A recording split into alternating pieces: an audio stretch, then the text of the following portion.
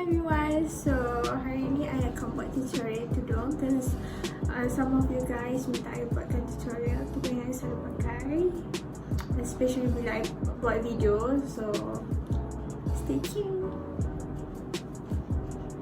Alright, so first tudung ni dari Al-Humairah dan korang boleh pakai apa je jenis shawl. Right, first korang kena samakan panjang dia kiri dengan kanan.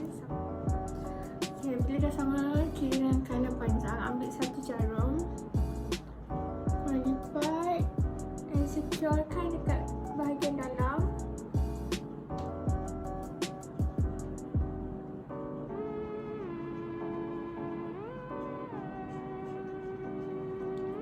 Bila dah secure, dia akan jadi macam ni. So adjust sikit. Okay, yang belah kanan ni biarkan je dan angkat bahagian belakang tudung dan kita bawa lebihan ni ke belakang. Yang belah kanan yang kita tak pilih lagi ni, kita bawa ke belakang juga. Right, so dah akan jadi macam ni. Dekat bahagian belakang, you all kena ikat.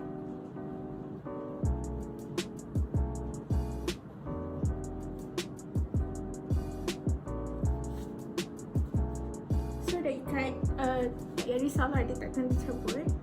Dan yang kat belakang ni letak balik. Right, so betulkan supaya kita tak nak dia longgar sangat, nanti tak selesa. Okay,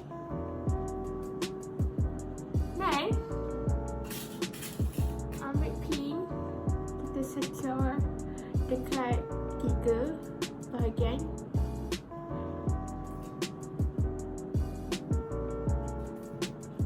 Dekat 3 bahagian, satu,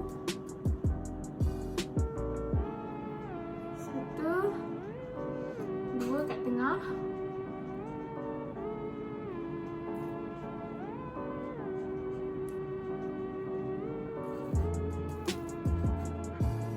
dua,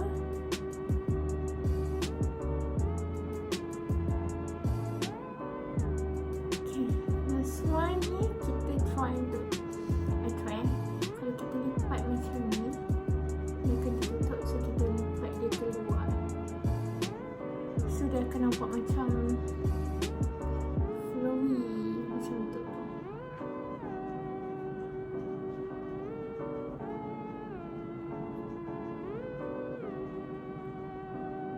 Okay, so siap. Dari kiri macam ni, dari depan